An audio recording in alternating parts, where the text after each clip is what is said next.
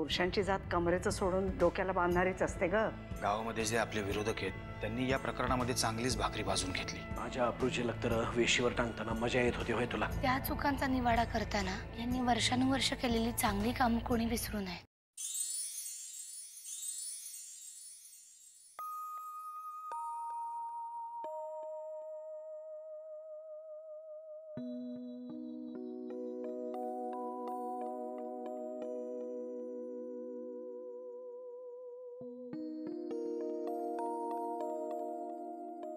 काय रे, काय झालं?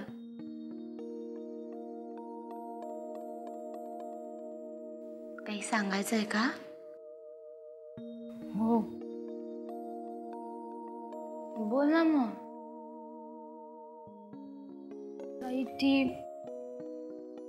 ती सुगंधा चोर आहे।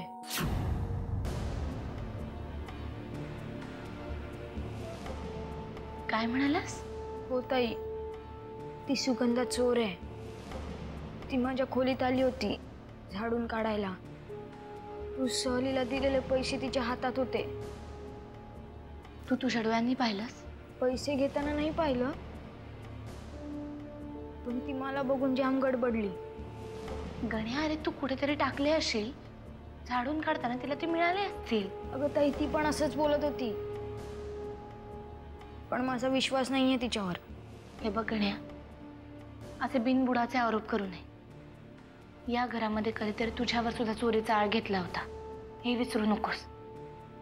सुगंधा गरीब असेल, पण म्हणून तिच्यावर कोणी चोरीचा आळ घेतलेला मला खपणार नाही। अगं ताई, मी खोटं नाही बोलत आहे। अरे मी म्हणतच नाहीये तू खोटं बोलतोयस म्हणून, पण दरवेळेला डोळ्यांनी पाहिलेल्या गोष्टी खऱ्या असतातच असं नाही। तुझा काहीतरी गैरसमज झाला असेल, आणि आता ही गोष्ट माझ्यापाशी बोललायस, घरात बाकी कोणापाशी बोलू नकोस, कळलं? अगं पण ताई, गण्या, जा जाऊन तुझा अभ्यास कर आणि हा विषय इकडेच बंद कर।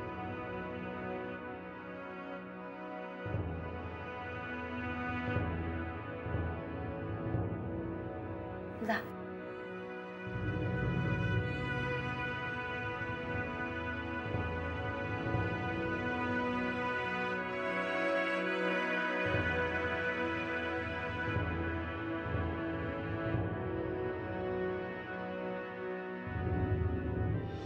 युगंधरे, अगं युगंधरे, फटाके फोड, घरामध्ये काहीतरी गोडधोड कर आणि अख्ख्या घराला लाइटिंग करून टाक।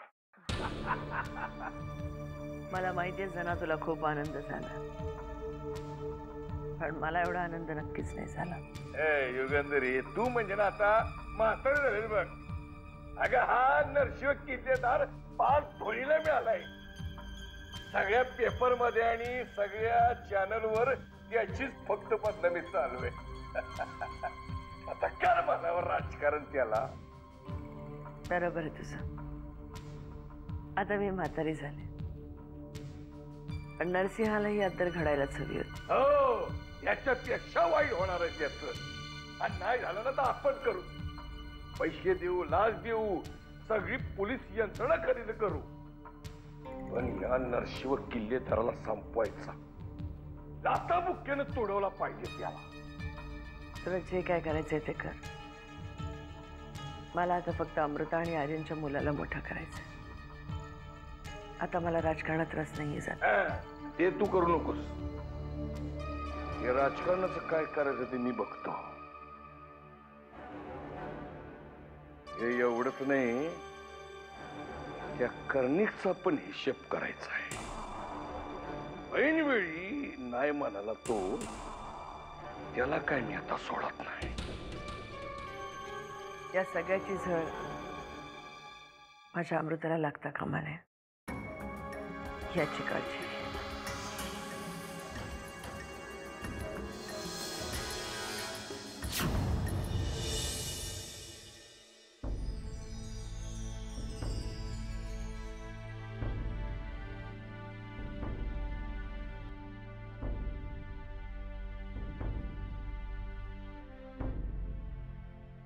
आता तुम्हाला माझ्याकडे बघायची इच्छाही नाहीये।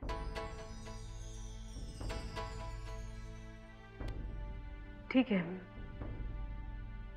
हरकत नाही, मी समजू शकते, पण वाईट एकाच गोष्टीचं वाटत राहील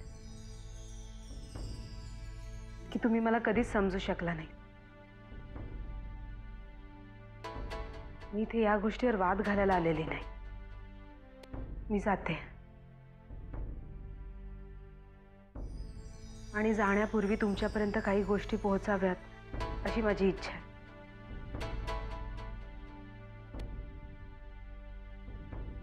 आपल्या जे काही झालं, चूक किंवा बरोबर, बरोबर काहीच नव्हतं म्हणा. सगळं चुकीचंच होतं. पण जे काही झालं ते मी कधीच विसरणार नाही. तुमच्या मनात माझ्याबद्दल काय भावना आहेत मला नाही माहित, पण मी माझ्या भावनांची तुमच्याशी नेहमी प्रामाणिक होते, एवढंच सांगायला आले होते.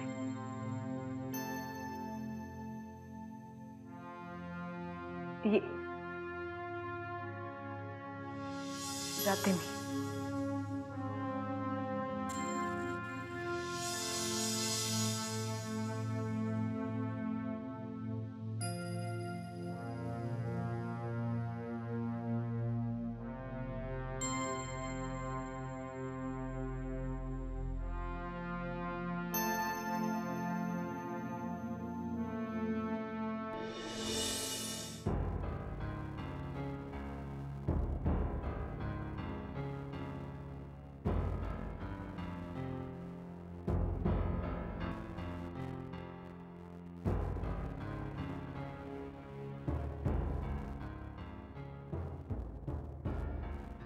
यांच्याशी बोलत होता? काय म्हणाले हे? जानकी, मी आता जाणार आहे. आता तरी माझ्याशी नीट बोल. मी नीटच बोलतीये. तुम्हाला असं का वाटतंय की मी तुमच्याशी वाईट बोलतीये म्हणून? मी फक्त विचारलं की यांच्याशी बोलत होतात का? हो, बोलत होते. फक्त बोलतच होते, संवाद होत नव्हता. म्हणजे नाही, मी अडाणी आहे, मला एवढं जडजड काही समजत नाही. सोप्या शब्दात सांगा ना. जाऊ दे ना, का उगीच वाद वाढवतीयस? त्यांना फक्त हे सांगायला गेले होते की मी चालले. आता तू भेटलीस तर तुलाही सांगते, जातीये मी. तुझ्या मनात माझ्याबद्दल जे काही गैरसमज निर्माण झाले असतील, प्लीज काढून टाक. जानकी, मी जे काही केलं ते जाणून बुजून केलं नाही. नाही, माझ्या मनात तुमच्याबद्दल काही नाहीये. मुळात तुम्ही जे काही केलं ते इतक्या उघडपणे केलं की गैरसमज निर्माण होण्याचा कुठला प्रश्नच नव्हता ना. आणि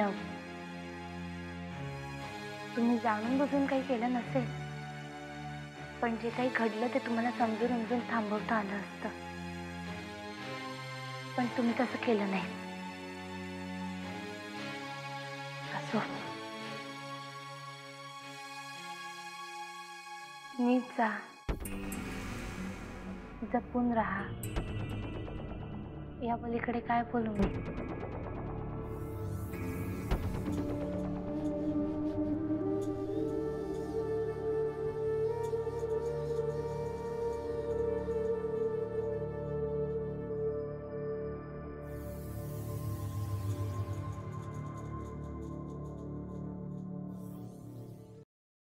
अरे आत्याबाई, नुसते डोळे बंद करून जपमाळ काय ओढत बसली? डोळे उघड, जगाकडे बघ काय चाललंय ते. परशू, आल्या आल्या दिसेल त्याला त्रास दिलाच पाहिजे करे. असंच बोलणार तू? 2 दिवस मी काय रमावतीला गेलो, घराचं वाटोळ करून ठेवलंय तुम्ही. रमावती बसून मुंबईला येईपर्यंत तोंड लपवत यायची वेळ आली माझ्यावर. सो माझ्याकडे बघतो तर म्हणतो, हे बो नरचौ किल्लेदारचा भाऊ, हे बो. आकांड तांडव करू नकोस. तू लाडक्या नरसिंहानं केलंय ना भये, असंच बोलणार तू. माझ्याकडनं जर अशी चूक झाली असती की नाही, माझं जगणं मुश्किल करून टाकलं असतं तुम्ही. नाही म्हणजे हे बरोबर आहे, ह्याच्यात काही नवीन नाही, बायकांच्या लपड्यामध्ये पाय घसरणं. पण नरसिंह किल्लेदार आणि राजकारणामध्ये शेण खाल्लं. तोंड सांभाळून बोल परशू. अगं आत्याबाई, कुणा कुणाचं तोंड धरणार तू? कुणा कुणाला गप करणार? पोरीचा बाप आहे मी. माझी पोरगी उद्या मोठी झाली, लग्नाला उभी राहिली, कोण लगीन करेल? नरसिंह किल्लेदारची पुतणी म्हणून कोण लगीन करेल मला सांग? कोण?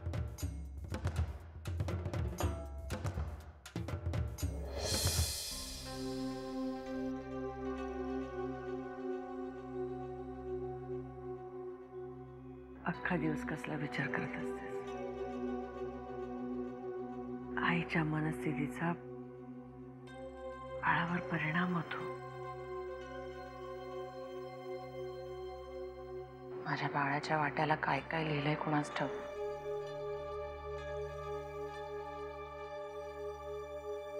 नरसिंहाच्या बाबतीत जे काही झालं त्यात तुला खरंच असं वाटतंय की मी जबाबदार आहे?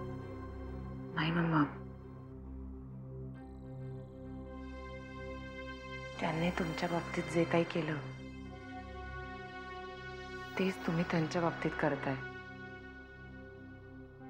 काही दिवसांनी पुन्हा ते काहीतरी करतील, पुन्हा तेच सगळं. मी या सगळ्यातनं अंग कधीच काढून घेतलं. तुझ्यासाठी, तुझ्या बाळासाठी. पण मम्मा, मी खरंच कुठल्याच गोष्टीसाठी तुम्हाला जबाबदार नाही धरत आहे. जे जे काही घडतं ना, ते माणसाचं कर्मच असतं असं आता वाटायला लागलंय मला. खरंच तू कुठली वाईट कर्म केली होतीस म्हणून तुला हे सगळं भोगावं लागलंय. तू काय, जानकी काय, विनाकारण तुम्हाला हे भोग भोगावे लागले ते आमच्यामुळे. मम्मा, हे जे काही चाललंय ना ते थांबेल असं मला नाही वाटत आहे.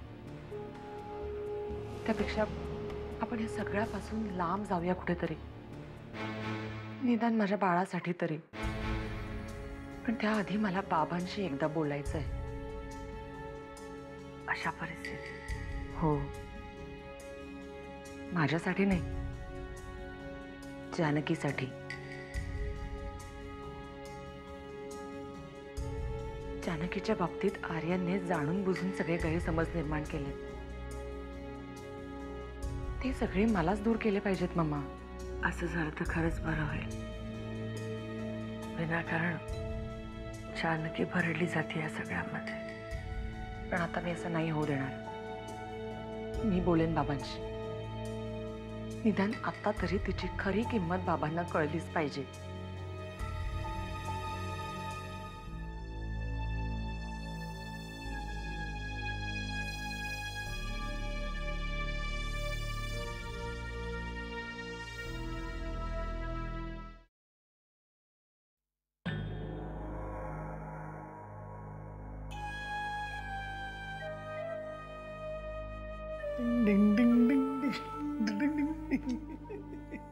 घरच्या मोलकरणीशी असं वागायची पद्धत आहे वाटतं तुमच्या. मोलकरणीला मालकीन बनवण्याची पद्धत आहे या घरात. अहो काय सांगताय? मग घालू का तुमच्या नावाचं डोरलं गळ्यात? ये डोक्यावर बसू नको. गरम भात खाल्ला की तोंड पळते, लक्षात ठेव. आता कुठं 2 दिवस? तुला काय करायचंय? लई कामात असतोय मी. बिजी माणूस आहे, बिजी माणूस, कळलं का? अहो पण तुम्ही गेल्यावर हिथं किती उलटापालट झाली माहितीये का? ज्या प्रदेशात माझ्याबद्दल लोक वाईट साईड बोलायचे त्याच प्रदेशामध्ये दादाचा पाय घसरला. राजकारणात तर वाट लागलेलीच आहे, त्या बायकांच्या बाबतीत बी. तुला सांगतो, या दादाचं पुरतं वाटोळं झालेलं पाहिजे मला. कधी तो दिवस उजाडेल ज्या दिवशी दादा या जानकीला घराच्या बाहेर काढेल असं झालंय बघ. देवा पांडुरंगा, पहिल्यांदाच तुझ्यावर खुश आहे रे मी. माझ्या मनासारखं काहीतरी केलं बाबा तू. देवावर खुश होण्यापेक्षा ना परशु शेठ माझ्यावर खुश व्हा. कारण मी तुम्हाला म्हणलं होतं का नाही का मी तुमच्या आयुष्यात आले की तुमच्या आयुष्यात चमत्कार होणार आहेत. चमत्कार. काय ग राणी माझी, हं? दादाच्या प्रकरणामध्ये तू काय चमत्कार केला बाई? परशु शेठ पायगुण म्हणते त्याला. माझ्या पायगुणांनी चांगलं व्हायला लागलंय तुमचं. नाहीतर इतके दिवस त्यातच घासत होतात. ये पायगुण पायगुण बोलते काय तक पाय दाबत बसोय.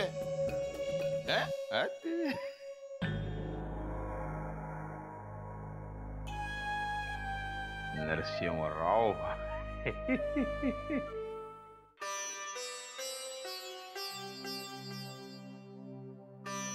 देवी अंबाबाई, माझ्या नरसिंहाचं रक्षण कर. त्याच्या पाठीमागे तूच उभी राहा ग बाई. तुम्ही नका काळजी करू, होईल सगळं ठीक. काय करू ग, डोक्यातनं जातच नाही बघ.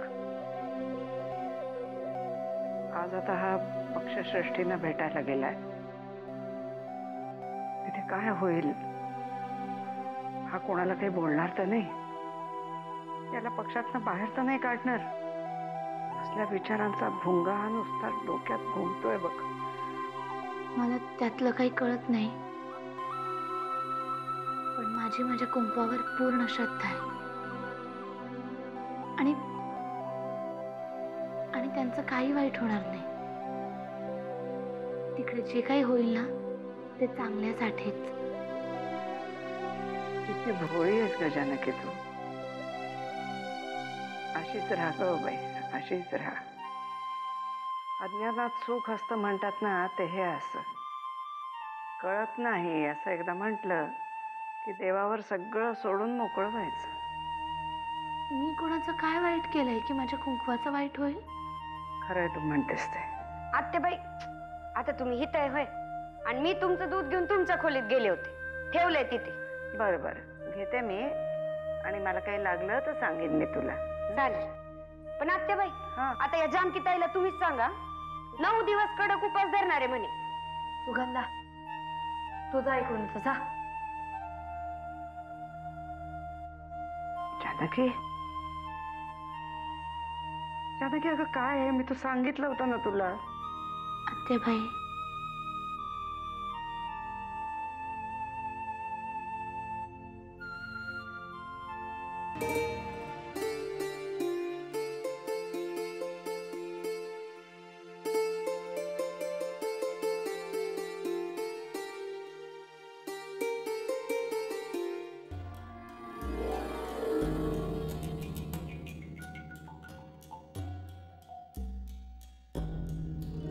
नरसिंह किल्लेदार, तुमच्यासारख्या सिनियर लीडरकडून अशा कृत्याची अपेक्षा नव्हती.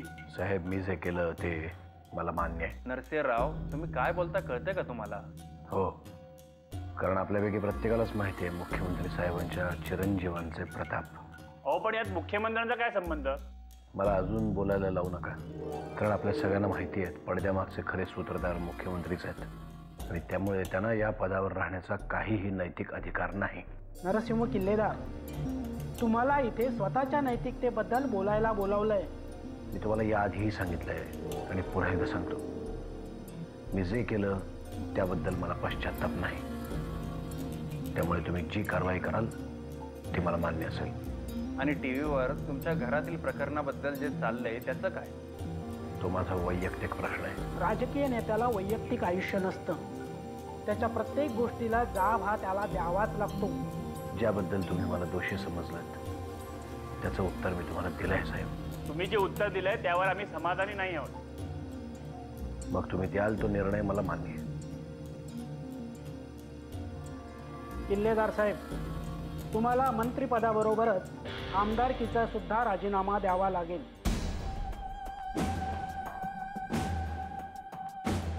आणि पुन्हा पक्षाच्या ग्राउंड लेवलच्या कामात सक्रिय व्हावं लागेल.